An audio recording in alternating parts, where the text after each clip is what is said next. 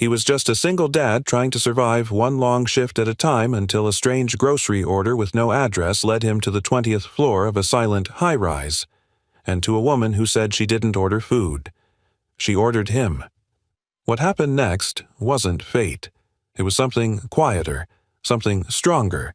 If you believe in the unexpected power of kindness, stay with us. This story just might change the way you see love, healing, and second chances. And if you enjoy heartfelt, meaningful stories like this one, consider subscribing to the channel. It helps us keep sharing what truly matters. Now, let's begin. Single dad delivered groceries by mistake. The woman inside said, "I ordered something else, you." Rain smeared across the windshield like a restless ghost streaking under the wipers that groaned in protest. Ben's fingers tightened around the steering wheel of the dented Ford Escape as he pulled up to the curb, the navigation app blinking uncertainly. He checked the address for the third time. Nothing matched. "Order 287, he muttered. 10th Avenue Building, C, floor 20. It didn't make sense. The app listed no apartment number, no customer name, just a vague delivery note. Floor 20. The recipient will recognize kindness. Ben exhaled, glancing at the back seat where a brown paper bag of groceries shifted slightly with every bump. Some quinoa almond milk kale, definitely not the usual late-night pizza or soda. Someone health-conscious or rich, probably both. The building looming before him was sleek and far too elegant for someone like him. Clean glass facade, gold-trimmed lobby security guard behind a marble desk. This was the kind of place where the walls didn't peel and the elevator didn't groan like it had a smoking problem. Ben wiped rain from his jacket, grabbed the bag, and walked in. The security guard barely glanced up. "Delivery," Ben nodded. "Yeah, floor 20, order 287. The guard frowned. "No apartment number. No, just—" "The recipient will recognize kindness." A dry laugh. Sounds like a scam. Ben offered a half smile. "If it is, I'm getting wet for free." He rode the elevator up in silence, heart racing a little harder than the setting warranted. The lights flickered faintly above him. He hadn't been in a place this clean since the night Ella was born, when life still felt hopeful before things like hospital bills and eviction notices piled up like angry letters. The doors parted on the 20th floor with a hiss. A long, carpeted hallway stretched before him, hushed and still. Every door looked the same sleek dark wood with silver numbers. Except one, Unit 2002. The number was missing. Instead, someone had written something in soft chalk across the door, "Truth knocks once." "Will you?" Ben stared at it. The fluorescent light above buzzed quietly. For a moment he thought of turning back, of reporting the order as undeliverable and heading home to Ella. But something tugged at him. Something soft, like a whisper. He knocked. A moment passed. Then another. The door creaked open, not fully, just enough to reveal her. She looked like she had stepped out of a dream, or maybe a magazine ad from a life he couldn't afford to imagine. A woman in her 30s, tall, with pale skin and dark eyes that carried too many nights without sleep. Her brown hair was loosely tied to strands slightly damp, as if she too had walked through the storm. She wore a cream-colored robe that fell to her knees. No makeup, no jewelry, just her, raw and unguarded. And then she said it. "I didn't order food," she whispered. "I ordered something else." "You?" Ben blinked. "Excuse me?" Her lips curved in the faintest smile, one that didn't reach her eyes. "Come in, please." He hesitated. "Ma'am, I think there's been a mistake. I'm just here to deliver." "Exactly," she interrupted softly. "You delivered. That's more than most people ever do." She turned and walked into the apartment, leaving the door open. Ben stood frozen in the hallway, heart thudding. The reasonable part of him screamed to leave. But something else, maybe the exhaustion, maybe the rain, maybe the way she said "you like it" meant something more, pulled him forward. He stepped inside. The apartment was quiet. Not opulent, but tasteful. Minimal. Clean lines, soft lighting. There were no personal touches, no family photos, no clutter, no warmth. It was like someone had moved in and hadn't decided whether they'd stay. She was pouring tea in the kitchen when he entered. Chamomile, she asked without turning. "I shouldn't stay," he said. She set a mug on the counter. "You look like you haven't had a warm drink in hours." "I have a daughter," he said simply. "She's waiting at home." That made her look up. Her expression softened. "How old? 8. Her name's Ella. Beautiful name." She paused. "You're a single dad." He nodded. She took a sip of tea, then walked to the window. Rain streaked down the glass like silent tears.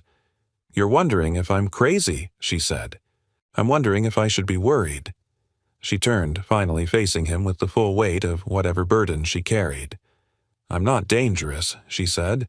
"I'm just tired of being invisible. I needed one night where someone knocked on the door and wasn't paid to lie to me." Ben's fingers curled tighter around the paper bag. "I'm not here to lie," he said. "I know. That's why I wrote that note." He looked at her, really looked and saw it. Not just beauty, not sadness, but weariness that went bone deep. The kind you only get when you've smiled too long for people who never once asked if you were okay. He set the grocery bag down on the counter. "So, you don't want this?" She shook her head. "No, but I think I needed what came with it." Ben didn't have a response for that. So he picked up the mug and drank. Silence stretched between them, not awkward, not cold.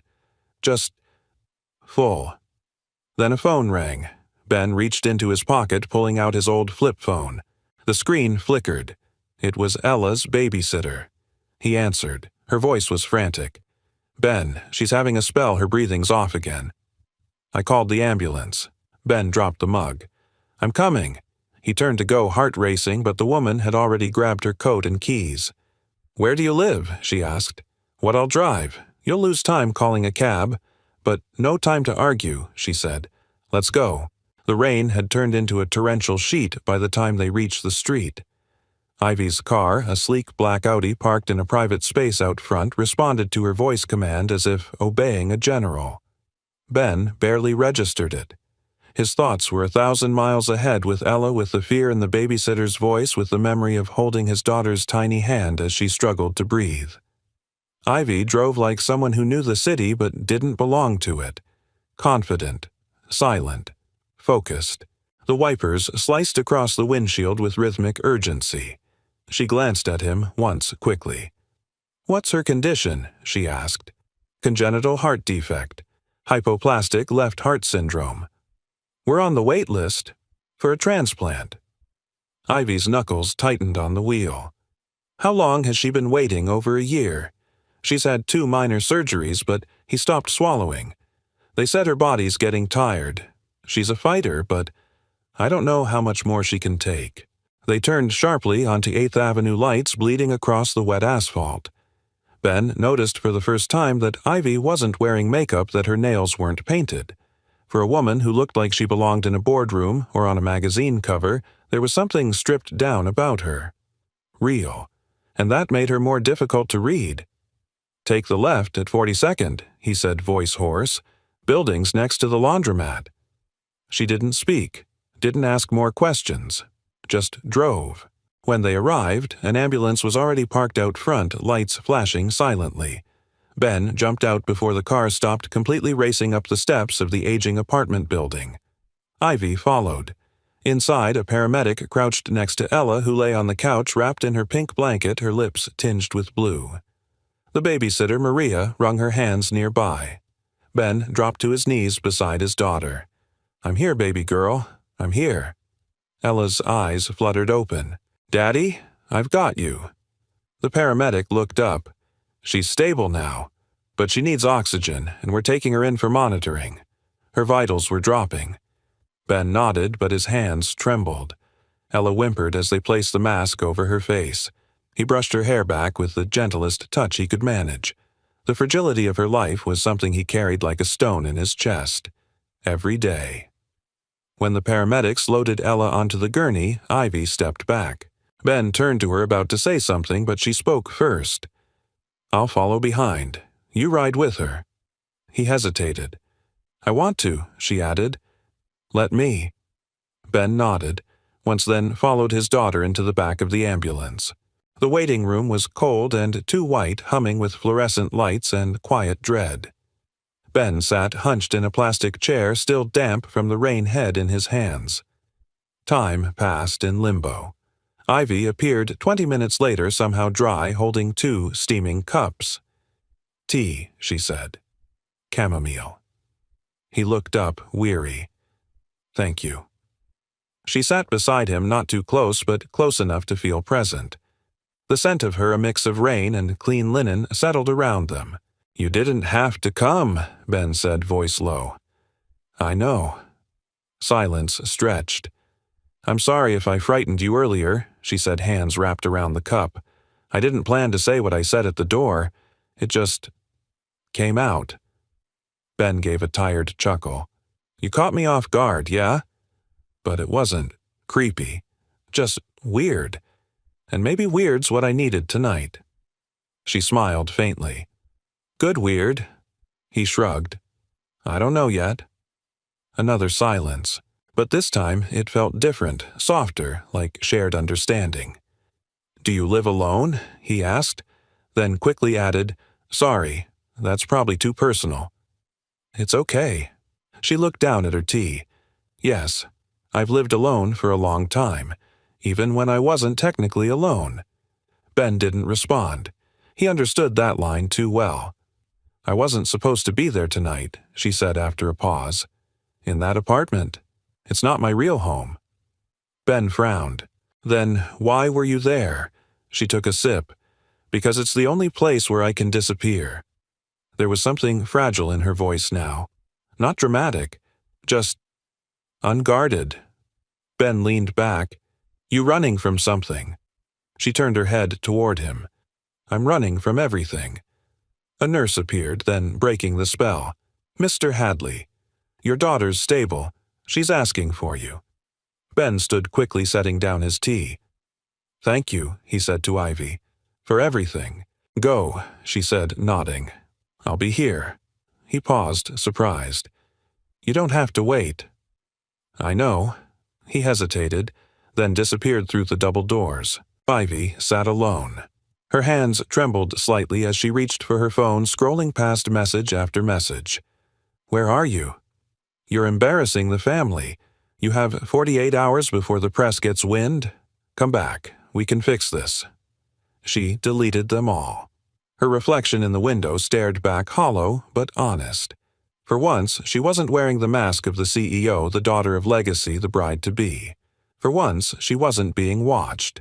She thought of Ben, of the way he held Ella like she was his whole world, of the exhaustion behind his eyes, of the strength it took to keep showing up when life kept breaking you down. Maybe she thought this accidental meeting was no accident at all. She took another sip of tea, letting it warm the emptiness inside her. Her countdown had begun, but not the one they were all chasing. This was a different kind of countdown. One that might just lead her home. The hospital room was dim lit only by the soft glow of a wall sconce and the quiet pulse of the monitor beside Ella's bed. A rhythmic beeping echoed like a lullaby of hope, each beat a reminder that life, though fragile, still burned inside her. Ben sat in the armchair next to his daughter, her small hand curled around 2 of his fingers. She looked paler than usual, her hair damp with sweat, but her eyes were open, watching him, with the curious intensity that only children seem to possess. "Daddy?" She whispered, her voice thin beneath the oxygen mask. "You came fast." He smiled, his voice hoarse. "Always Peanut. I'd outrun a lightning bolt if it meant getting to you." Her lips tugged up slightly under the mask. "I dreamed you were flying." Ben blinked back, the sting in his eyes. "Maybe I was." She looked over toward the door. "Is the lady still here?" Ben hesitated. "Yeah. She's in the waiting room." "She was pretty," Ella said softly. "She looked like someone from the movies." Ben chuckled. "She does, huh?" Ella's hand tightened slightly on his, but her eyes were sad. He looked at his daughter, surprised. You saw that? She nodded slowly. People can be pretty and sad at the same time, Daddy. Ben didn't know what to say to that. His daughter, wise beyond her years, had a way of cutting straight through things. Maybe it was the pain she carried. Maybe it was just who she was. A nurse stepped in gently. We'll be monitoring her vitals every hour. She's stable for now. You can stay the night.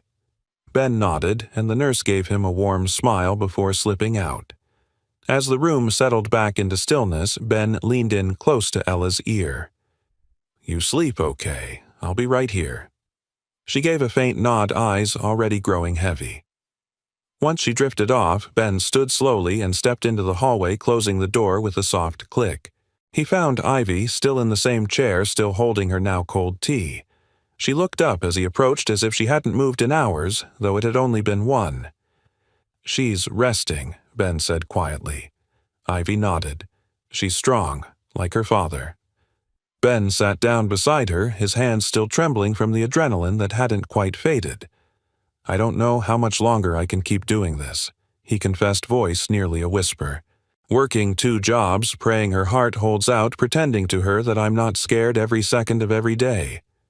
Ivy didn't respond right away. She looked down at her tea, then said, You don't have to pretend with me. The words settled between them like a secret. Ben ran a hand through his hair. I'm sorry I dragged you into this. You didn't sign up for it. I did, actually, she said, surprising him. I opened the door.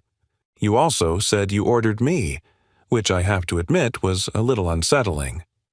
Ivy smiled genuinely this time. Okay, fair point. He turned to her. You said that apartment isn't really your home, that you're running. From what she didn't flinch.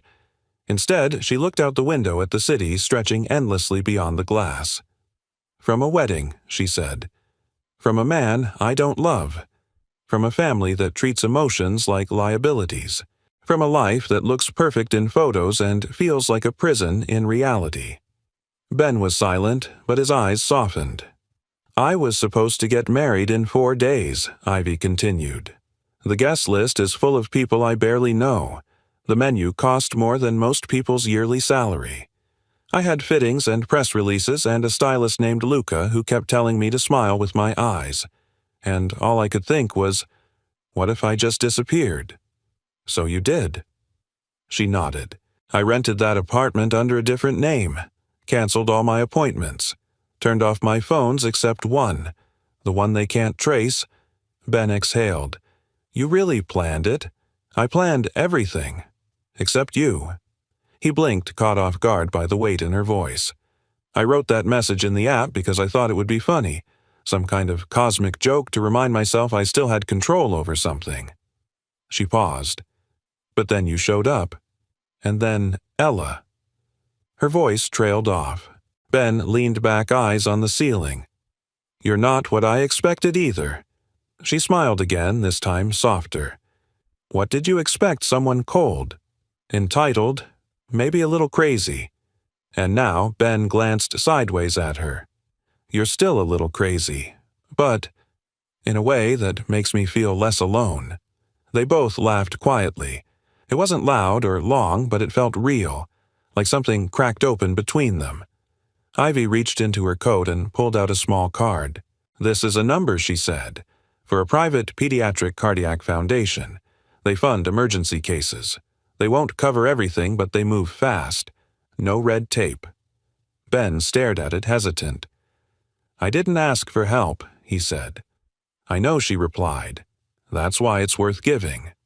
He took the card, fingers brushing hers. Why are you really here? He asked. Tonight, I mean. You didn't have to follow me. You didn't even know us. Ivy's voice was barely audible, because for the first time in years, I wanted to be where something real was happening. They sat there a while longer, 2 strangers stitched together by accident and rain and something neither could name just yet. And somewhere inside that sterile hospital between the pulse of monitors and the whisper of night, a new rhythm began to form. One that didn't belong to fear or loneliness but to something small and undeniable. Hope. The night deepened as the hospital quieted that particular kind of silence found only in buildings full of hope and hurt. Ivy hadn't planned to stay, but something rooted her there, something heavier than obligation and more tender than guilt. Ben had returned to Ella's room hours ago. Ivy, left alone in the family lounge, sat curled into a chair near the window, one leg tucked under her coat folded beside her like an old promise. The vending machine across the hall hummed. The clock ticked past 1:00 a.m. She wasn't tired. She wasn't restless either. What she was aware of her own breathing, of the warmth of the tea Ben hadn't finished, of the sudden clarity that this night wasn't like any other she'd lived in years. She didn't belong to a schedule here. No assistant would walk in with a clipboard. No PR manager would remind her to stay polished. Here she could just exist. And no one was watching. The elevator dinged. A janitor stepped out humming a Johnny Cash song under his breath. He gave her a polite nod and she returned it. No one here knew who she was. No one cared. And that was the miracle. At 1:22 a.m., Ben appeared. He moved like someone who hadn't slept in a long time, shoulders slumped, face drawn, but when he saw her, his expression softened. "She's sleeping," he said quietly. "Color's coming back." Thank God, Ivy breathed. I was starting to feel like I might chew off my own nails. He offered a small smile, then settled into the chair across from her. "You didn't leave," he said. She raised a brow. "Was I supposed to?" He shrugged. "Most people do." They sat in silence again, not awkwardly, just in that quiet way two people do when they don't have to fill the space. Ivy glanced over at him. "Do you always carry that much fear in your eyes?" Ben didn't look at her, but his voice was steady. "Only when it comes to her." She nodded slowly. "I know that look. My father wore it the day my mother collapsed on stage during a shareholder meeting. He was terrified. But he wouldn't admit it. Said fear was weakness." Ben turned his head toward her, brows furrowed. "My father taught me how to command a boardroom before I learned how to tie my shoes," she said with a slight laugh. "He used to say emotions make a woman dangerous." "People don't follow feelings, Ivy. They follow control." Ben exhaled. "Sounds exhausting." It was. She paused. "Still is. That's why I ran." He leaned forward slightly. "What made you write that note on the app?" Ivy smirked. "Honestly, I was joking. I'd never used a grocery app before. I was scrolling thinking maybe I'd try and feel normal, and there was a box for special instructions. So I wrote, 'Deliver to floor 20. The recipient will recognize kindness.'" She met his eyes. "And then you showed up, looking like you'd just run through a storm. And somehow, it felt like I'd meant it." Ben let that settle. "I guess you got what you ordered," he said, "even if it was off the menu." They both laughed quietly. She tilted her head. "You ever think the universe works like that? Tosses you into rooms you weren't supposed to be in just to see what happens?" Ben rubbed his jaw. "I don't know if it's the universe, but I believe in Ella's luck. She has this way of pulling miracles out of broken things." A nurse passed by with a clipboard offering a warm nod.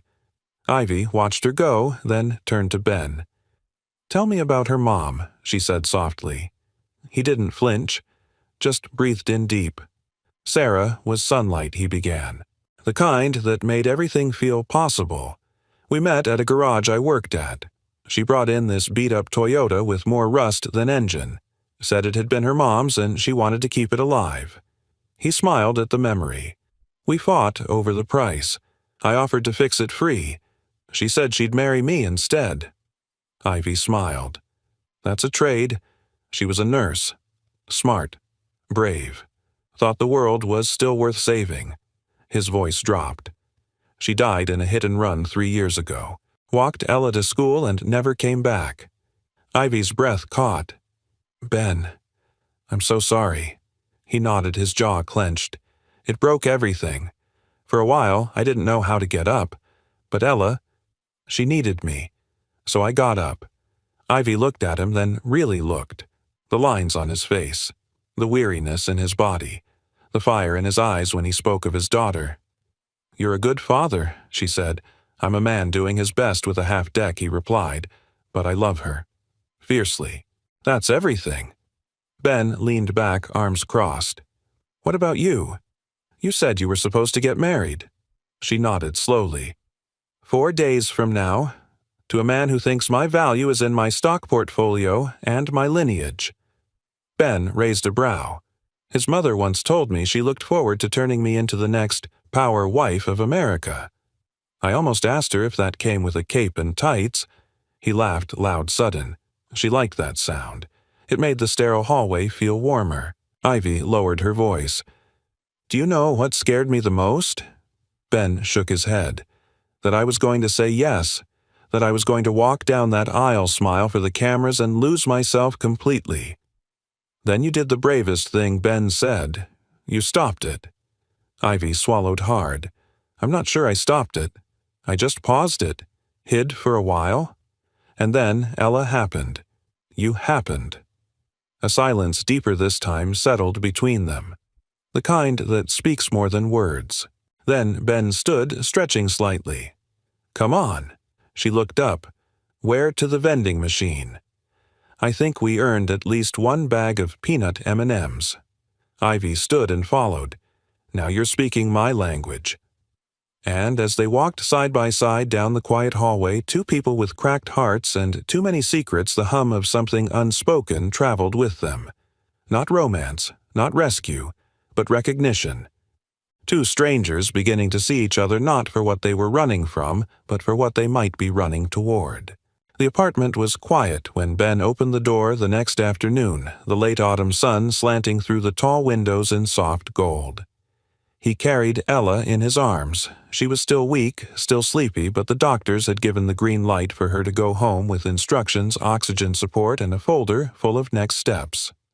Ivy followed a quiet presence behind them, holding a small bag of prescriptions from the hospital pharmacy. She hadn't said much during the ride home, but her silence wasn't heavy. It was watchful, gentle. The kind of silence that comes from knowing how not to push someone when they're holding themselves together by threads. Ben laid Ella down gently on the pull-out couch near the windows. She stirred, murmured something about pancakes and starlight, then fell back into sleep. He turned to Ivy, who set the bag on the counter, then folded her arms. She looked strange here, he thought. Not out of place, but misplaced. Like someone too polished for these scuffed hardwood floors and peeling kitchen cabinets. But instead of looking uncomfortable, she seemed curious, as though she were cataloging the life he lived, trying it on in her mind. Ben offered her a seat, but Ivy stayed standing. "You want some tea?" he asked. She nodded. "Only if it's the cheap kind." He smirked. "Is there another kind?" As the kettle whistled, Ivy wandered toward the bookshelf near the couch. It wasn't much, just some worn paperbacks, a few children's books, and an old framed photo of Ben and Sarah on a fishing trip. Ivy picked it up her fingers, brushing the cracked glass. "She was beautiful," she said. "She was everything," Ben replied quietly from the kitchen.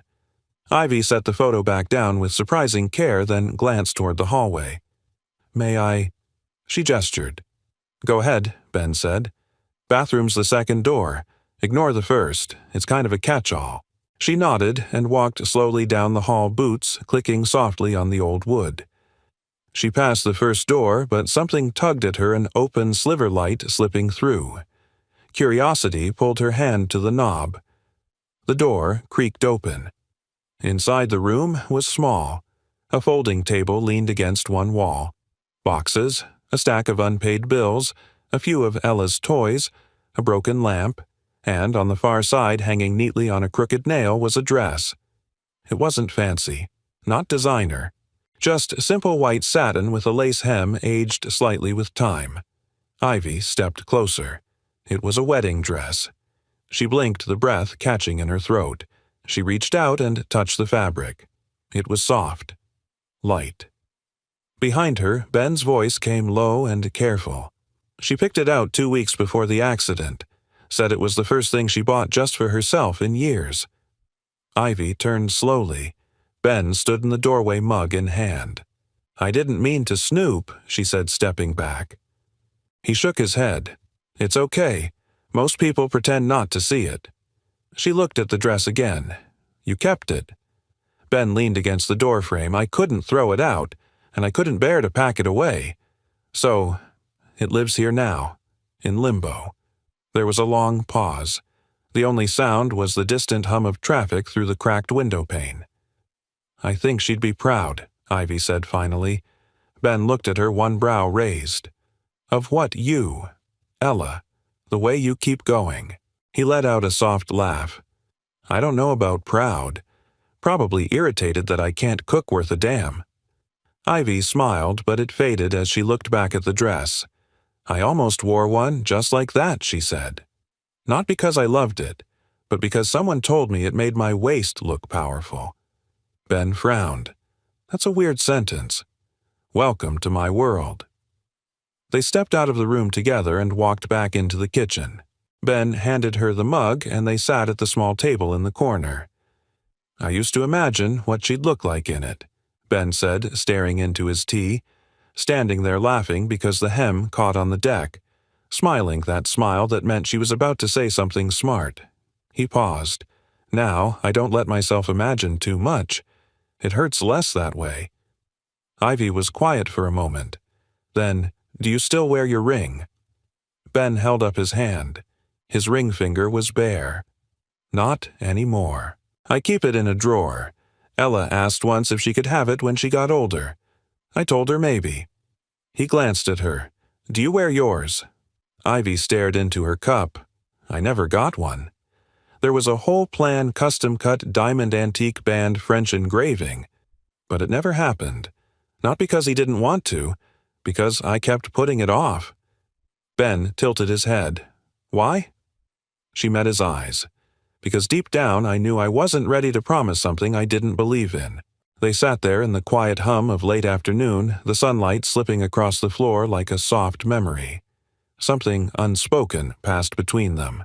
Not romance, not yet, but something more delicate, more dangerous. Trust. Just then, Ella stirred on the couch, coughing slightly. Ben was up in a flash, checking her oxygen, adjusting her blanket. Ivy watched the way he moved the instinctive tenderness in his hands. She felt something unfamiliar bloom quietly in her chest. Not attraction, not admiration, but envy. Envy of how sure he was in that role. Envy of how clearly he loved. She realized she had never been loved like that. Not by anyone, not even herself. And for the first time in years she wanted to stay a little longer. Just to watch. Just to learn what that kind of love looked like when it was real. The living room was cloaked in a soft end-of-day hush. Outside, the last rays of sun dripped gold across the windowsill, casting a warm glow over the modest space. Ivy sat cross-legged on the floor beside Ella, who was propped up with pillows and a fuzzy pink blanket crayon scattered like confetti around them. Ben stood in the kitchen a few feet away, pretending to clean, but really watching the two of them as if it were a movie he didn't want to miss a second of. Something about seeing Ivy, this polished, elusive woman in sweatpants, her hair tied in a loose braid coloring beside his daughter like it was the most natural thing in the world, tugged at something deep in him. "She wants me to draw a unicorn with wings," Ivy said over her shoulder, "but she insists it must be anatomically correct." Ella grinned beneath the edge of her oxygen mask. "Pegasi aren't unicorns, Miss Ivy. That's like saying a dolphin is just a wet cat." Ben laughed, wiping his hands on a dish towel. "She's been like this since she was 4. The vet at the petting zoo told her pigs don't fly, and she wrote him a letter explaining the aerodynamics of bumblebees." "She sounds terrifying," Ivy said. "She's unstoppable," Ben replied, a smile playing at the edge of his mouth. Ivy turned back to Ella. "Okay, Miss Unstoppable, help me out."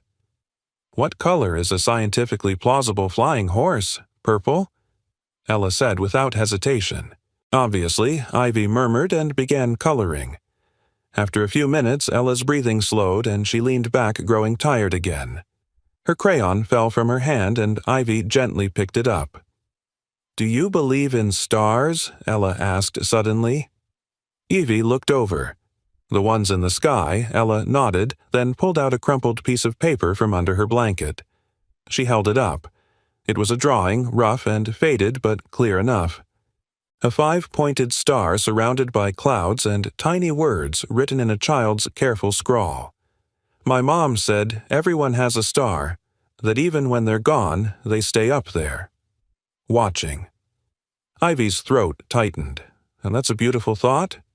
She said, my star listens when I talk to it, Ella continued, even if it doesn't talk back. Ben moved closer, his brow drawn, but he didn't interrupt. I talk to Mom a lot, Ella said quietly, and now, sometimes I talk to other stars too, just in case someone else needs one. Ivy's lips parted, but no sound came out. Ella looked at her, her eyes clear and wise. I think you're missing a star. Ivy blinked. What do you mean?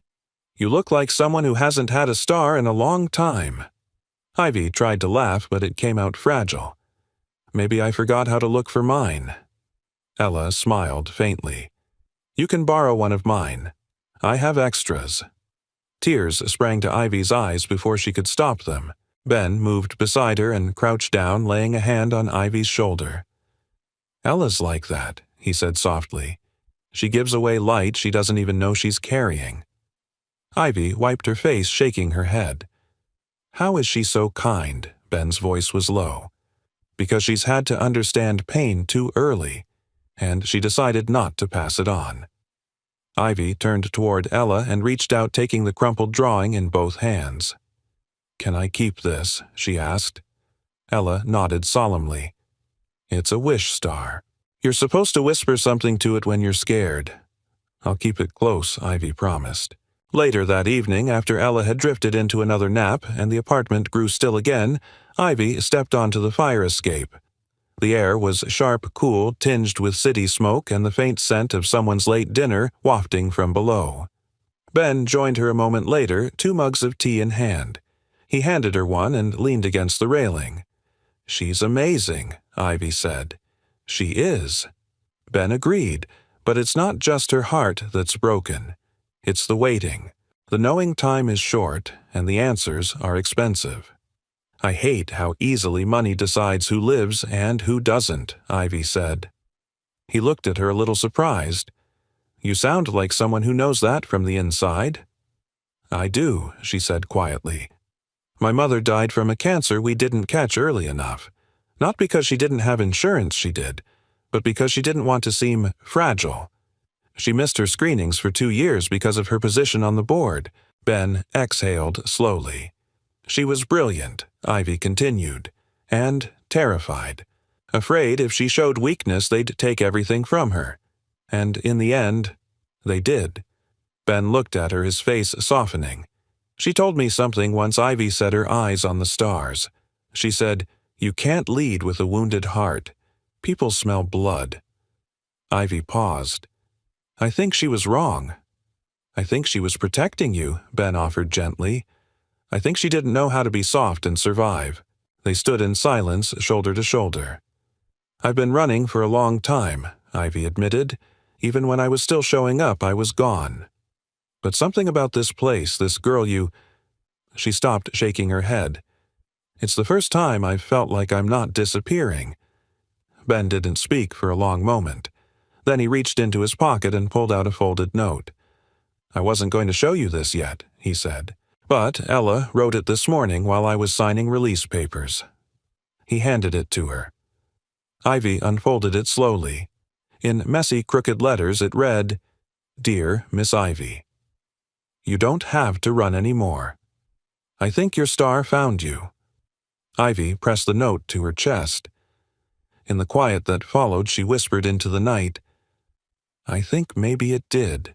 The next morning arrived slowly with a dull gray light that crept through the curtains and stretched long shadows across the apartment floor. The rain had stopped, but its chill remained in the air, clinging to the corners of the room like unspoken thoughts. Ivy stood in the kitchen wearing one of Ben's flannel shirts over her dress from the day before. It hung loosely on her frame sleeves, rolled up as she poured water into a kettle. There was something strange and sacred about these quiet domestic rituals, things she had never allowed herself time to know. The click of the burner, the whistle of steam, the hum of life when no one was performing for anyone. Ella was still sleeping on the couch, bundled beneath a tower of mismatched blankets. Her breathing was steady, cheeks flushed with a healthy pink.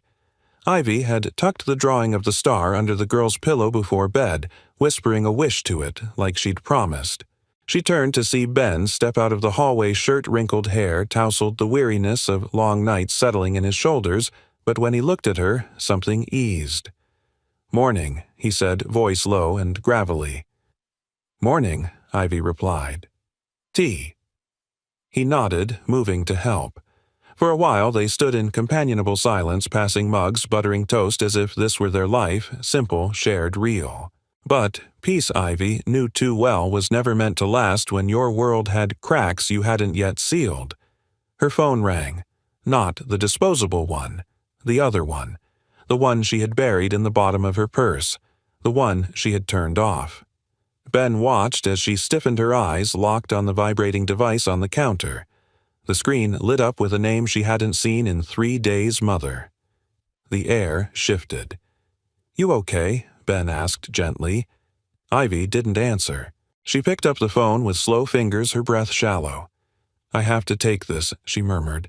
"I'll be outside." She stepped onto the fire escape again, this time with no mug in hand. Just the phone pressed against her ear and her other hand braced against the railing.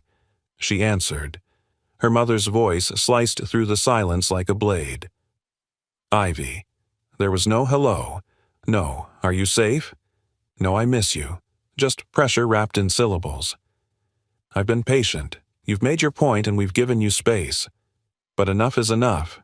You're being reckless." Ivy closed her eyes. "I'm not coming back, Mother." "Oh, you're not," came the clipped reply. "Do you understand what you're destroying? This marriage isn't about you. It's about the company, the foundation, the future of control." Ivy finished. "It's about control. Yours."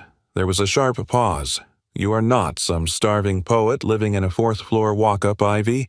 You are a Whitmore. You are meant for legacy.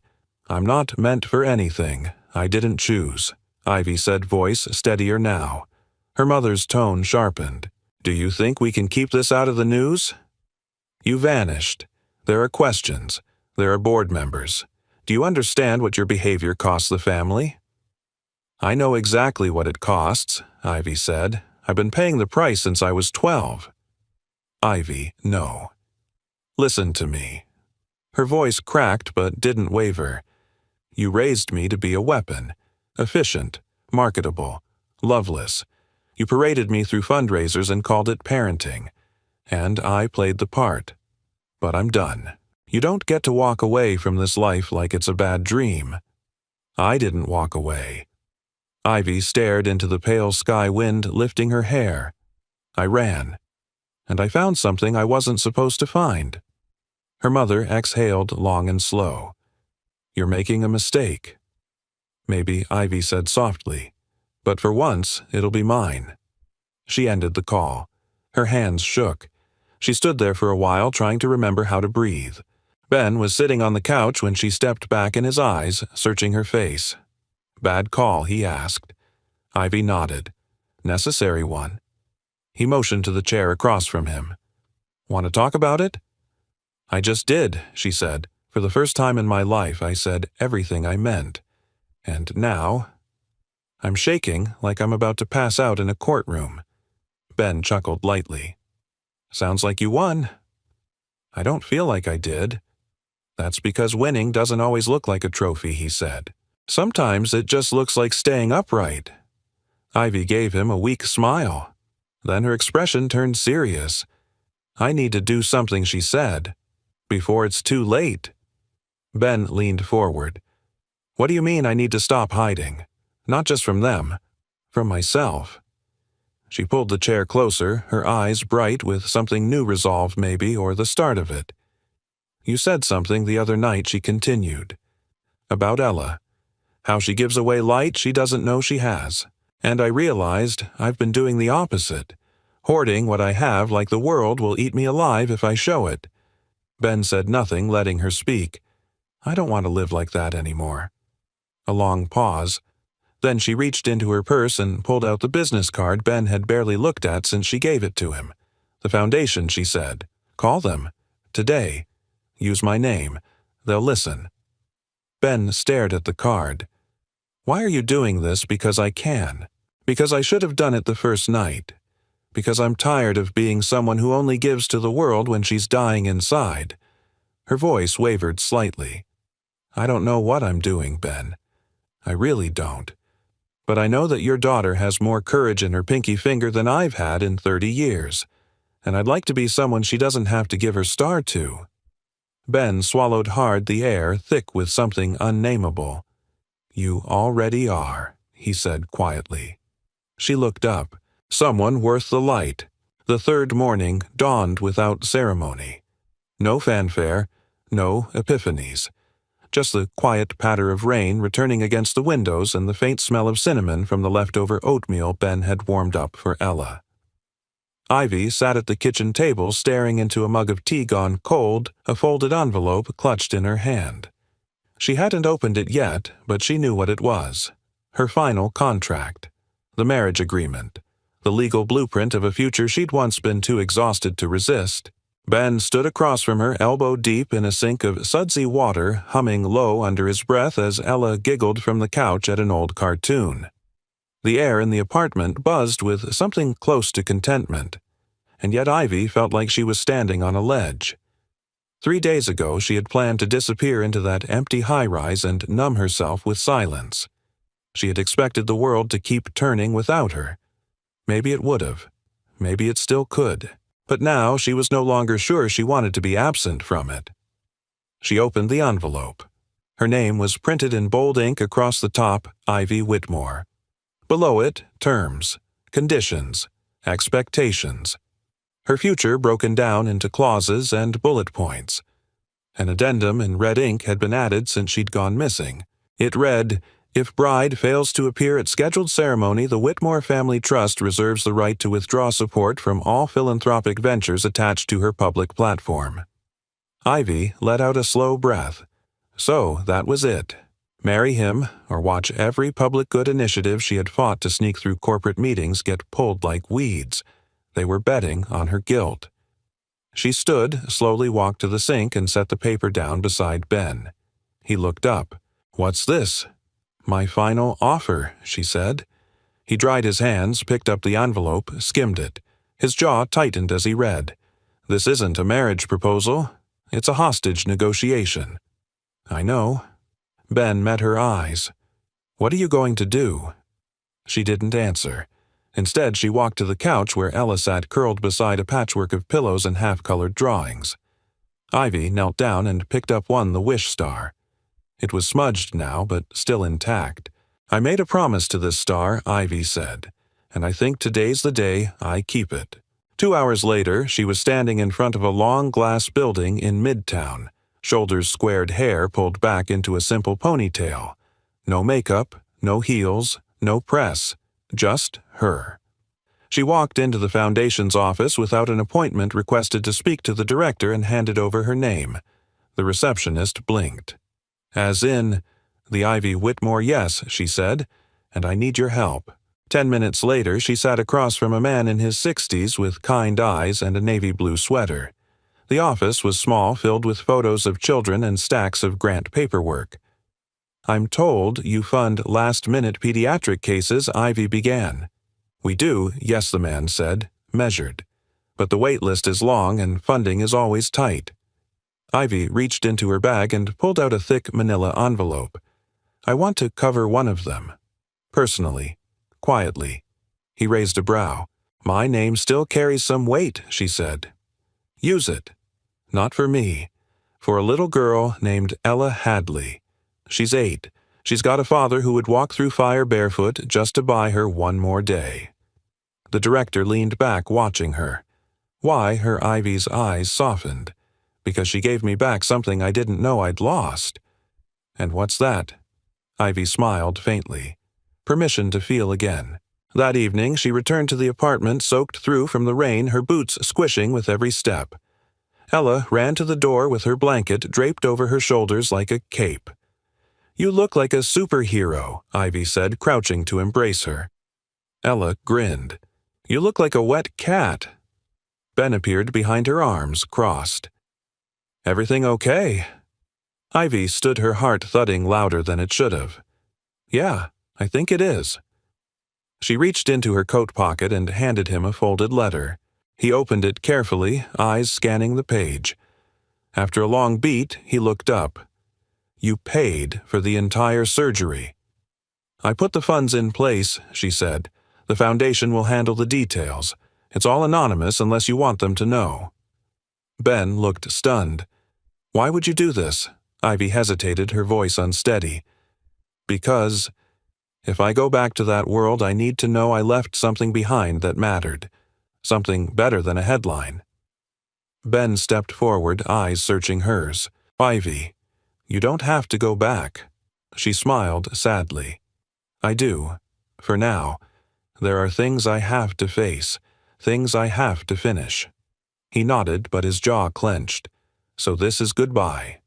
"No," she said, reaching for his hand. "This is the beginning of the end. And after that, who knows?" They stood there, palms pressed, silence between them, stretched taut with everything unspoken. From the couch, Ella called out, "Is anyone going to finish my flying unicorn or what?" They laughed, soft and real and a little sad. And for the first time in days, Ivy felt grounded, present, whole. Later that night, after Ella was asleep and Ben had gone to bed, Ivy sat alone on the fire escape one last time. The rain had stopped. The sky had cleared. She pulled the star drawing from her pocket and looked up. "Thank you," she whispered, "for showing me who I could be." Then, slowly, she folded the paper into a tiny square and tucked it into the pocket of her coat right next to her heart. Tomorrow, she would vanish again. But this time, she wouldn't be running. She'd be returning. The next morning, the apartment was quieter than usual. Too quiet. Ben stirred from sleep as sunlight filtered through the thin curtains, drawing soft stripes across the worn floorboards. He reached toward the other side of the bed instinctively, though he knew it was empty. Ivy had never spent the night there, not fully. She'd always left the door cracked open between presence and distance, as if she couldn't let herself belong to the stillness. And now she was gone. Her coat was no longer hanging by the door. Her shoes, those scuffed, rain-damp boots, had vanished from their place by the wall. The half-full mug of tea she'd left on the windowsill was washed and set upside down on the rack. Only the faint scent of her shampoo lingered in the air like a memory already fading. Ben walked into the kitchen, heart thudding with a dull ache he didn't have the words to name.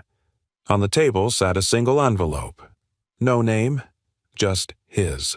He hesitated before opening it, staring at the crease of the fold as if it might change its mind. Then, with a slow breath, he peeled it open.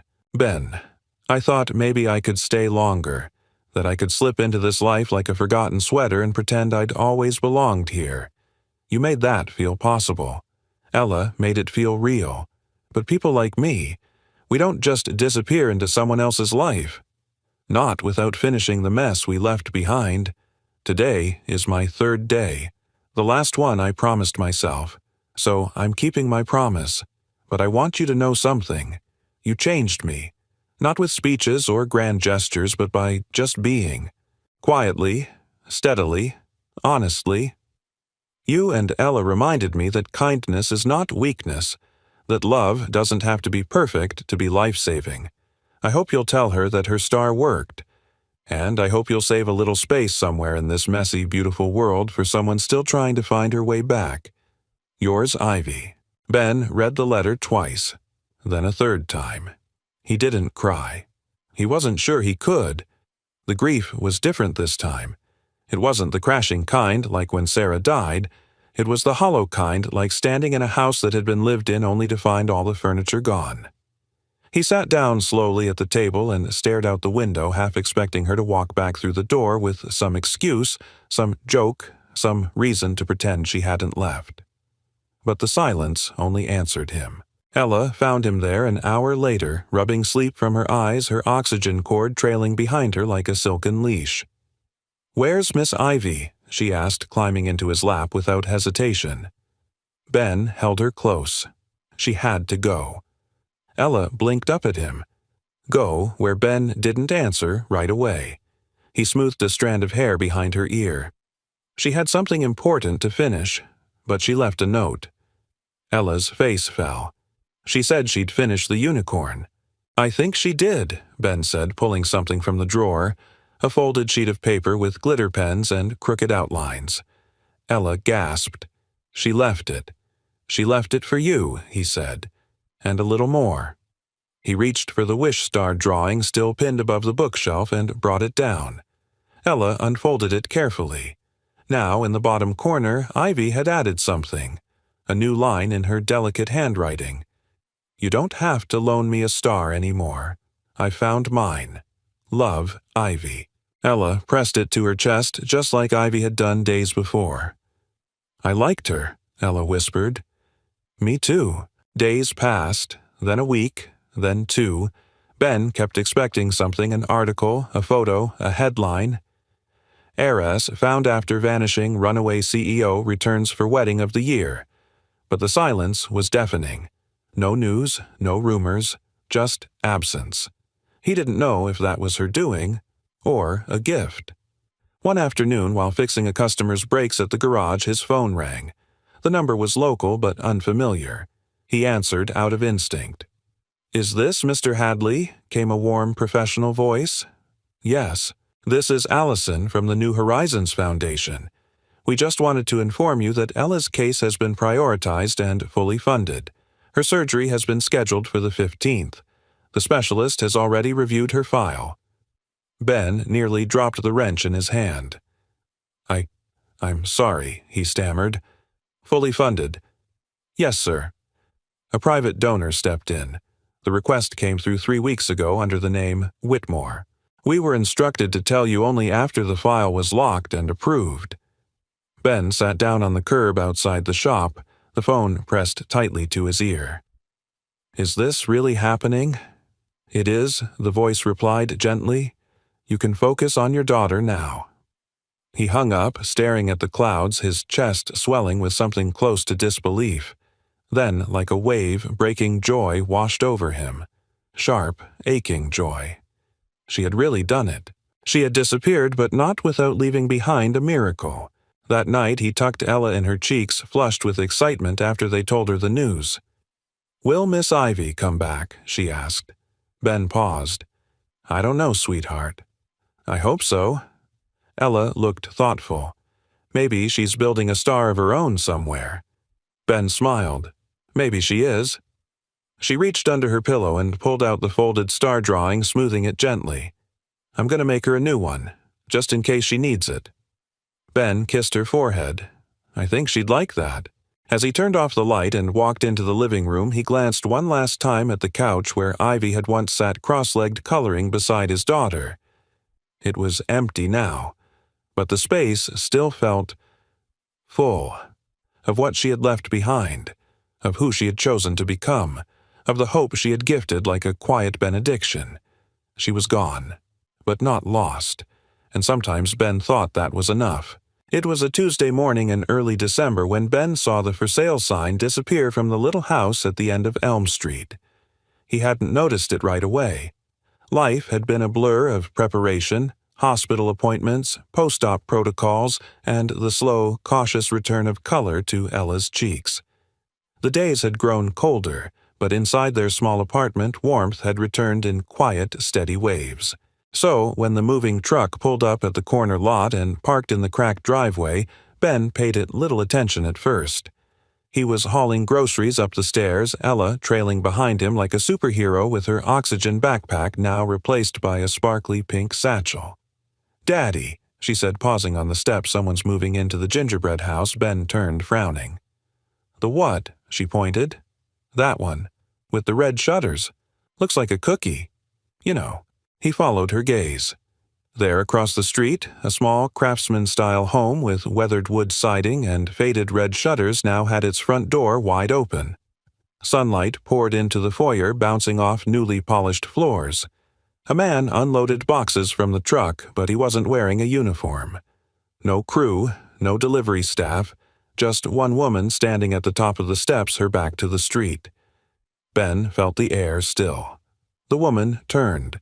She wore jean sneakers and a flannel coat far too big for her. Her hair was tied up in a messy bun, a clipboard tucked under her arm, and in her hands a small ceramic pot of tulips. She looked at him and smiled. It wasn't the practiced smile of a CEO.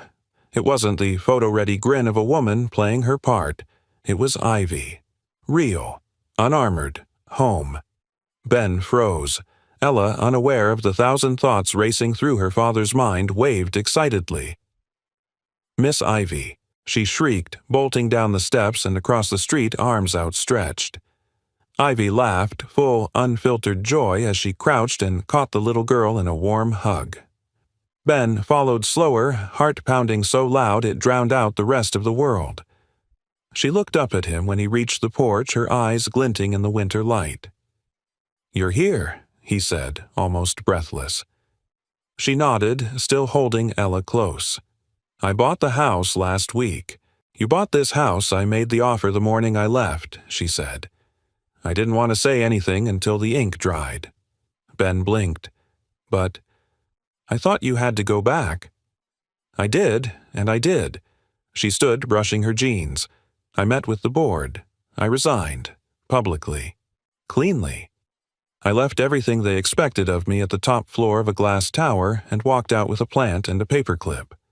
Ben stared at her, stunned.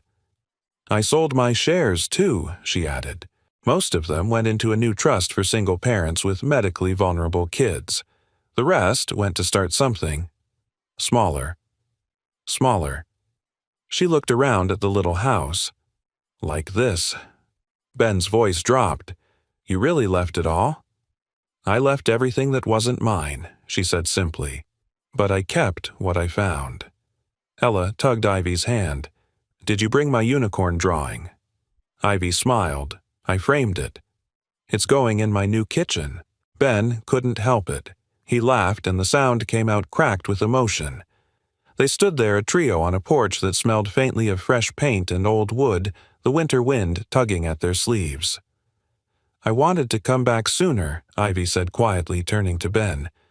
"But I needed to make sure I wasn't doing it just to run again. I wanted to arrive this time. For real." Ben's gaze softened. "You did." A silence fell between them, not empty, but full of everything they didn't need to say. Ella bounced on her heels. "Can we go see your kitchen?" Ivy laughed. "Only if you promise not to critique my color choices." "I make no promises." Ella grinned. Ivy opened the door and stepped aside to let her in.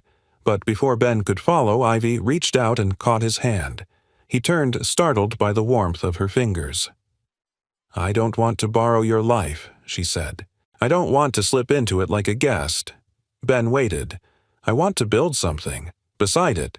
With it. Next to you. Not above, not beneath. Beside." Ben looked down at their hands, calloused fingers meeting polished ones, flawed and human and real. "I've got room," he said softly. She stepped closer. "I've got time," she added. Their foreheads touched, and for the first time in years it didn't feel like falling. It felt like landing. Later that evening, as dusk painted the sky in strokes of pink and ash, the porch light flickered on. Ivy stood by the window holding a mug of tea, watching Ella hang her wish star drawing on the wall of the new living room. Ben came up behind her, wrapping his arms gently around her waist. "She said she's going to teach you how to make waffles tomorrow," he murmured. Ivy leaned into him. "I was afraid you'd say no." "To waffles?" "To this." Ben kissed her temple. "I was afraid you wouldn't come back." She turned to him, eyes soft. "Well, I didn't just come back, Ben." She reached into her coat pocket, pulled out a folded scrap of paper, creased and faded edges worn. It was the same one Ella had given her that night in the hospital. Ivy whispered, "I came home." Winter melted quietly into spring.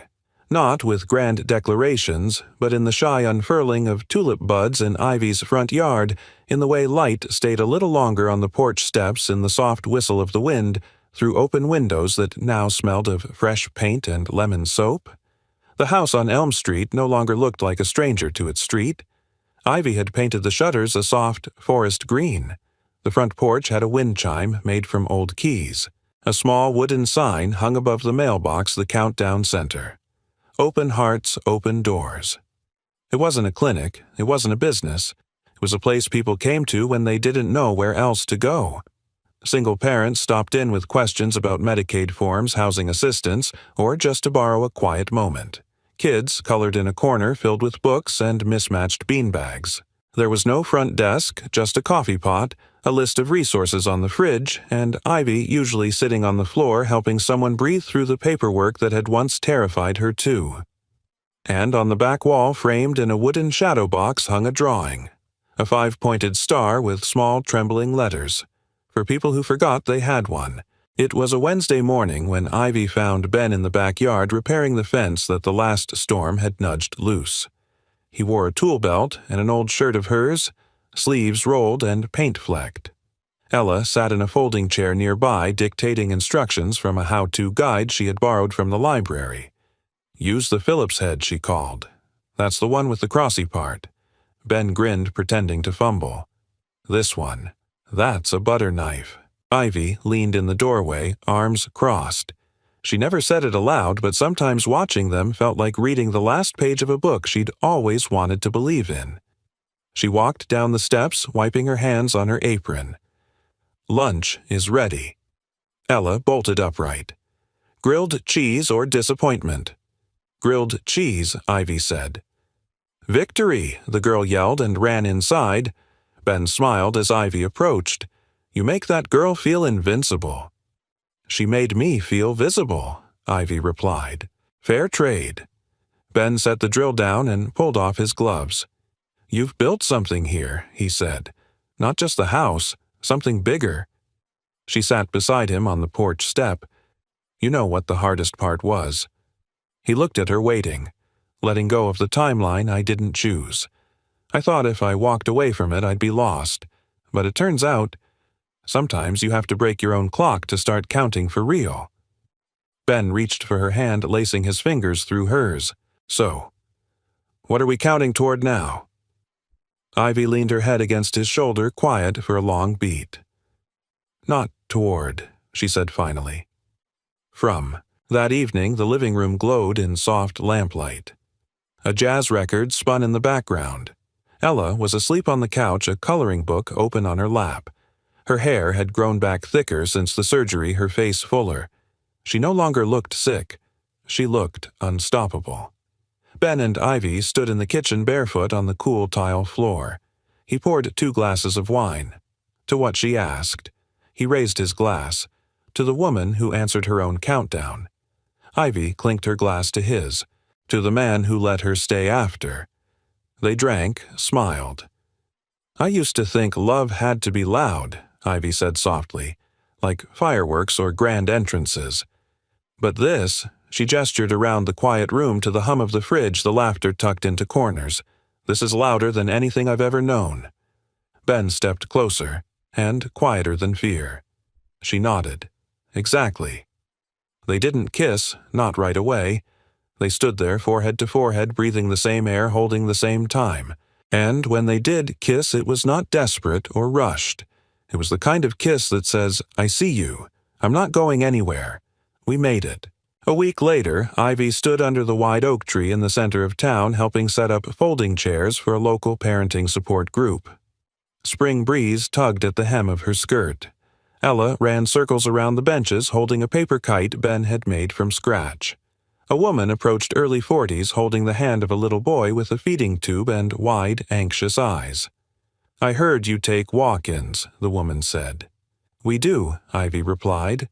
"And we also take sit-downs, meltdown days, paperwork rants, and second chances." The woman let out a breath she'd probably been holding for months. Ivy offered her a chair. "Start wherever you're comfortable." She didn't know it yet, but today was this woman's countdown. Day 1. and Ivy would be there. Not to rescue her, not to lead her, but to walk beside her, because she had learned something. Love doesn't always come thundering in. Sometimes it knocks gently, then stays, builds, grows, not a rescue, not a return, but a beginning. That night, back at home, Ivy tucked Ella into bed and turned off the lamp. She stepped outside to find Ben sitting on the porch swing, his arm outstretched, waiting for her. She curled into him without a word. Above them, the stars blinked quietly in the dark.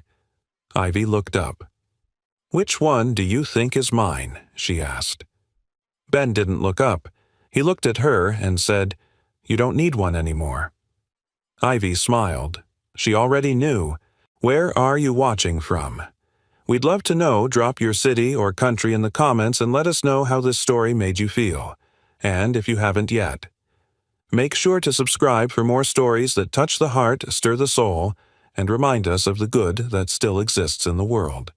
Thank you so much for watching. Your time, your presence, and your heart mean the world to us.